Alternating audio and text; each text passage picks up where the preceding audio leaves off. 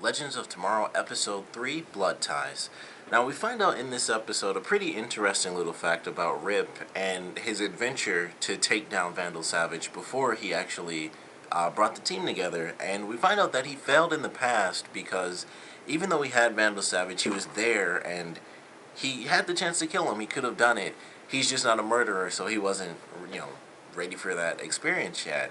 And I thought that was a pretty interesting moment for his character, and it's like he, went all the way back, and and this was one of the episodes that really brought up a lot about the time travel stuff because they ultimately fixed it in the end for the last episode, and I kind of figured they would. I figured that was going to happen, but there's going to be one of these episodes where something really crazy happens, and they have to, basically go back and stop themselves at some point. That kind of has to be the case, I would assume, because we have all these characters basically just doing all sorts of stuff. Like sometimes they have to run into them, their younger selves, like in the last episode with Stein, and then we have episodes like this where Captain Cold wants to go back and steal this diamond or steal this emerald before his father can steal it, so that he can stop his father from becoming a worse person by going to prison, and ultimately, time kind of corrects itself, and he ends up going to prison by trying to sell it to an undercover cop, which kind of blew my mind. I was like, what? I mean, I guess it was the 70s, I don't know, but I was like, I feel like you'd go somewhere else. I don't know.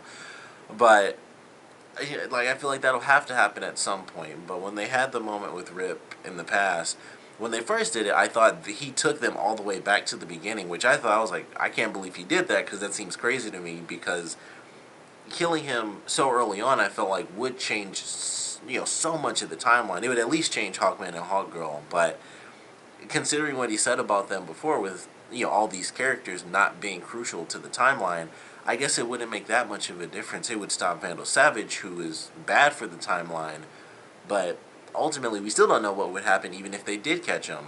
And one of the things, and I had to see this a little late, so I saw it on Hulu, where people could actually comment on the episode. People were wondering, why didn't they just kill him and take him on the ship, which I think would have been something that they could have done. But at the same time, I think based on the way they kind of did things, even if it was just, oh, they have to carry one body, who knows what would happen, especially if he got on that ship. Even if they locked him up, I feel like that wouldn't have been the best idea, because it's Vandal Savage. I mean, he's basically beaten every single person that's on the show so far. He's kind of either avoided taking hits from them, or he's completely just beaten them up. And even though he got killed in this episode, and he could easily be overpowered, it's just one of those things where it's like, there's always some little thing where it's like, if he got on that ship, I feel like it wouldn't have gone too well. And ultimately, I think it was just because of the fact that they basically beat up a bunch of people at this gala, and they would, of course, be swarmed by police, so they couldn't exactly just take the time to try to carry this body out. They kind of had to all scatter, so I think it kind of makes sense that they wouldn't have, taken them with them. Plus, it would have obviously been a super short series if they'd done that, or it would have gotten super crazy super fast. But it was interesting seeing that failed attempt from Rip, and him trying to, him going all the way back before he decided to, get the team. And it's like, man, that would have messed up, some crazy stuff in the timeline, but ultimately he's just trying to stop this guy, and he gets him again in this episode, and he mentions his wife and son's name, and Vandal's like, now I know, at least I know their names, so I'll be waiting for them and stuff like that. So I'm curious to see what they do next. I mean, they're going to the 80s, so I don't really know what to expect. I mean, I would assume that they're going, of course, from 70s all the way up, but I do know that they jump into the future at some point. So I am very curious how they're doing it. I mean, they have basically 100 and I think it's like 145 years, because it's like 2166 or something. So even from this point in time, they have like 140 years or something, something like that. So they can definitely skip past 2016 and stuff and continue on. But I don't know, they did a lot of stuff, once again, some stuff to kind of switch the timeline around, but ultimately it corrected itself this time. Last time, Rip had to, kind of help Stein out for his past, and I think he kind of had to. If that happened, there would have been a drastic shift in a lot of different things, because, I mean, I know he said Stein doesn't really, have that big of an effect on the timeline, but if Stein never existed, they would have had quite a few issues in the Flash series. Like, he helped them solve a couple of different problems, and if it wasn't for Stein, then who would have become Firestorm? And there was one episode where there's literally a nuke, and they stopped the nuke, and not just in the last episode. They did that before in the Flash, and it's like, certain thing, or they tried to. I think they didn't actually succeed. I can't really remember, but there's some stuff where they needed Firestorm to come in and help, and it kind of matters to the timeline, even though Stein himself is deemed, you know, unimportant to the timeline. But I like this episode. I love the fact that this one was just like, the team kind of split up again. But this one I felt like it was on purpose. It was like everyone was kind of just doing their own thing. The last time, it was kind of like, all right, we have this set mission, and so we have to go this way. This one was just like, let's do this. And they just would take off. Like, Rip went with Sarah, and it was like, all right, we have this mission. Let's just leave. It was like, they could have easily been like, hey, I know you guys are trying to, help. And it's like, Hawk Girl, I can't remember, Kendra. I was trying to remember, like, her current, timeline name. So it's like, I know you guys are helping Kendra, but if she can survive for a certain amount of time, we have to go to this bank, try to get his funds. Then this happens, we should all go to the gala. But instead he's like, let's go to the bank. That fails, and they have to do like a crazy fight, which is really fun. And then it's like, all right, still just you and me. Why don't we just go to this thing and leave everybody else behind? And then, of course, we have Captain Cold and Heatwave, and they take Jax to Captain Cold's old house. And it's like, they're just there, kind of hanging out, and he's trying to fix his timeline, even though they shouldn't be doing that type of stuff. He's trying to do that. And then we have, Stein and Ray, who are, trying to save Kendra. And they're, like, the only people who are actually on the ship. Everyone else is just like, they're gone. They went to do this. And it's like, we're kind of just broken up as a team right now. So I'm looking forward to this kind of the dynamic where people, on the team, there's so many different members. It'll take time for everyone to kind of get on the same page. Like, we can't just take off like we want to. And I'm sure it'll still happen. I'm sure it will still come up where people can be saved. I know Ray, because he talks to Stein about his wife and stuff. I remember that from the trailer. That's one of the things they're going to be doing, where he tries to save his wife and stuff like that. So I know there's still some other timeline things that they're going to try to fix, from the past. So I'm really looking forward to that. But this one was really fun because it wasn't really about the mission, except for like one of the storylines was about the main mission. Everything else was like, okay, well, we have to save Kendra, so that's at least similar to the main mission because she was taken out. And then Captain Cold just wanted to stop his dad from being a prick, and I was like, all right, we gotta go.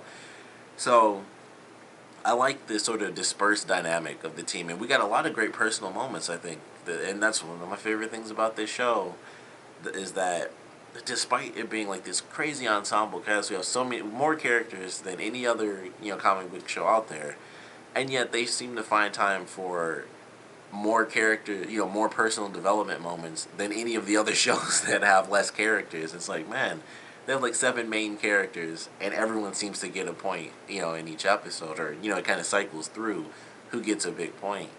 And so we already had Stein in the last one. It was really Stein, for the last episode. And then Kendra and Carter definitely had a big part in that, of course, especially at the very end of it.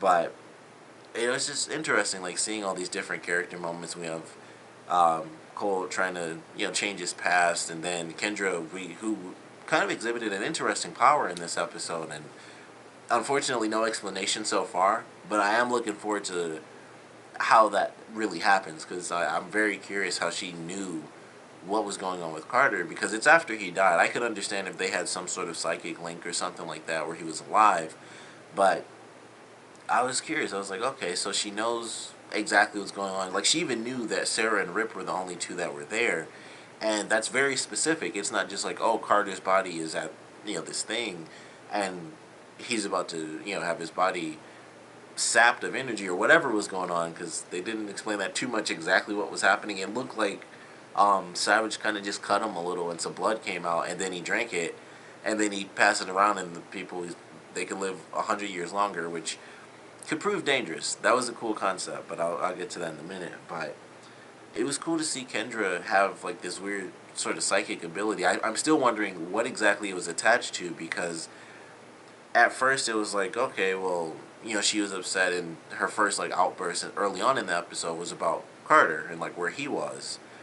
And then towards the end, it was very specific, like, oh, his body is exactly in this place, and it's Sara and Rip. You have to go save them. And then she kind of shot up at one point, and I think that's when she said you have to save them.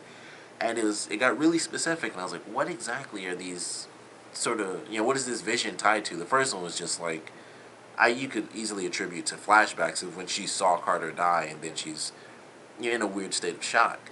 But she was actually seeing something that was happening in a different place through some sort of odd means, and it wasn't like, oh, Carter was alive, he was dead. So I'm hoping we get an explanation on that. I'm sure we will. It might not happen soon, but I'm sure we'll get an explanation on that at some point and how she's connected. Maybe she was seeing it through Vandal Savage's eyes. I mean, they are all three of them are technically connected. So just in this weird state where he almost killed her, and she's kind of going through this weird thing where she still has like fragments of the blade and stuff inside of her as well, and it could have killed her if Ray hadn't helped.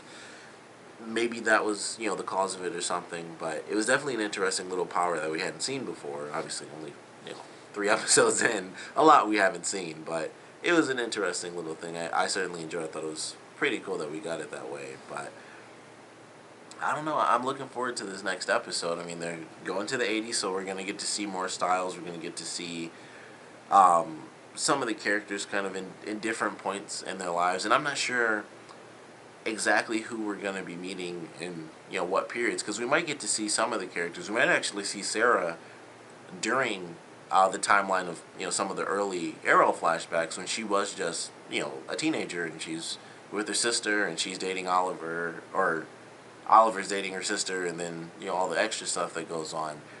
And something else that could certainly happen is something they never answered, and this was a question I always had from Arrow, is how did Sara end up with the League of Assassins? Because we never found out.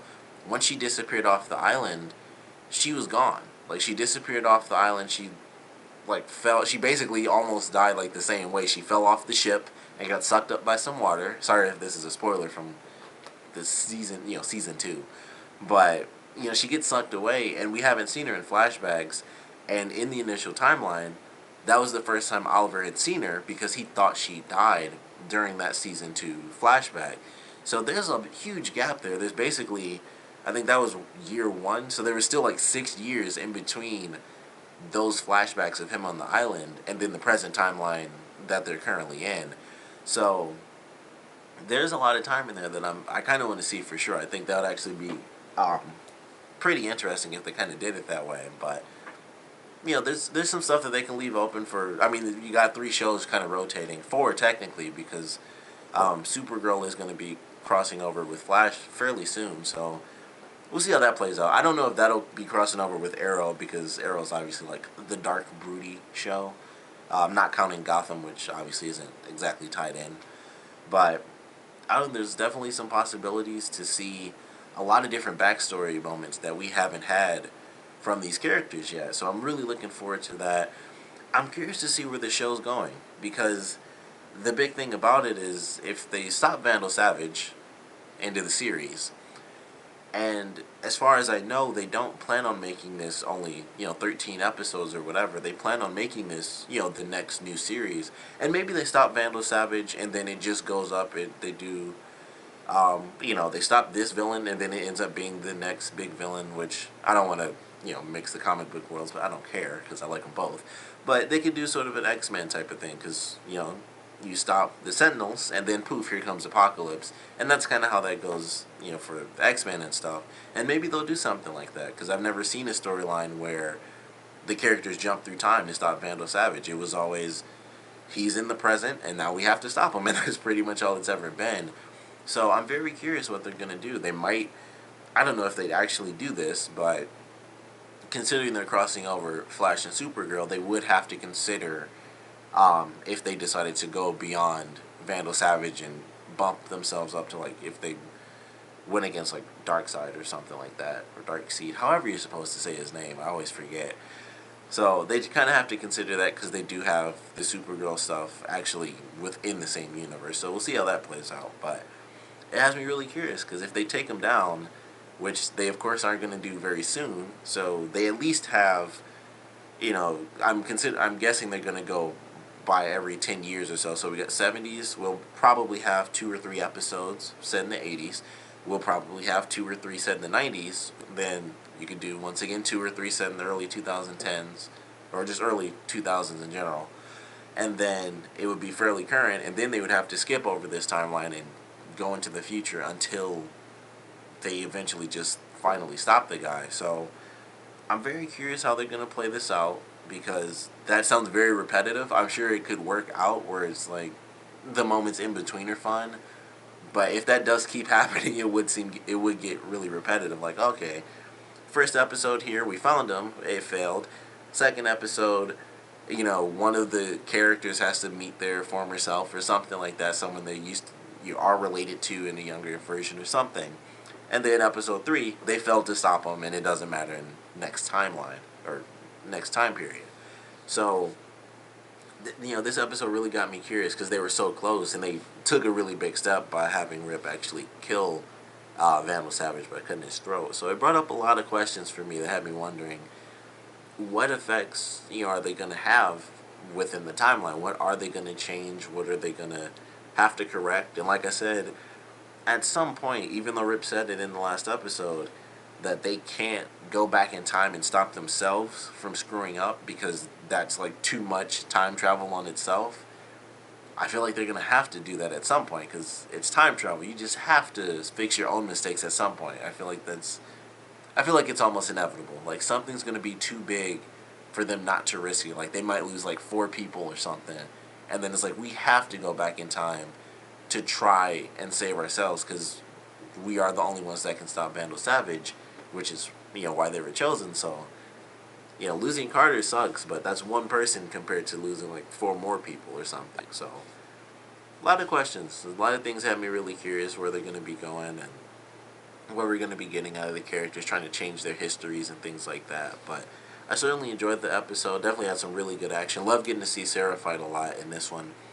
The focus on her and like her bloodlust and stuff, I enjoyed that for sure. And her clearly getting a hold of it by the end of this episode. She was like stabbing the ground like crazy, but she got a hold of it. So that was a good step. And it was interesting because she kind of controlled it herself. And of course, if you saw Arrow, now I won't spoil it, but they mentioned some stuff about why she's fine. So, it was cool to see that actually play out because it just got mentioned in Arrow very recently. Actually, it's from an old episode, so I can talk about it. Well, I spoiled some like season 2 stuff. I won't spoil this season, so I'll just stay away from that just in case. But they mentioned some things about it, even though it kind of doesn't matter. The fact that she's alive spoiled a big thing anyway, and that was before they even did the season, which I kind of wish they never did. But I did enjoy this episode. Really good action. Very curious to see how Rip develops now that we've had this moment where we saw his failed attempt and we saw his semi-successful attempt. I mean, he killed him, but they didn't take him or anything. So I'm curious how he's going to develop now that he's had that experience and now that he's given Vandal Savage like the info, and it kind of explains why, even though in the first episode his wife and son were just at random, he was mad at him and killed him. It was because he knew him from the past. So looking forward to this next episode. Of course, definitely want to know what you guys thought about it, so please comment below. Let me know your favorite parts, your least favorite parts. And of course, the characters are now going off to the 1980s. So what things do you guys want to see from their time in the 80s? I'm sure we're going to get some focus on maybe some of the characters that didn't really have much of a focus. I'm very curious about Heatwave because we don't really know much about him at all. So I'm actually really looking forward to that. We might get some stuff on Kendra if they kind of do like late 80s, stuff like that, or mid to late 80s. Well, I guess it would have to be like mid 90s, like her actual growing up in teenage years. But we might get some stuff on like some very early childhood stuff, kind of like we did with Captain Cold in this. But what do you guys want to see? And of course, what do you expect from them heading to the 1980s? Because time travel, so you never know what's going to happen. But I definitely want to know what you guys think is going to happen, and of course what you guys thought about this episode. So please comment below, let me know, and thanks for watching.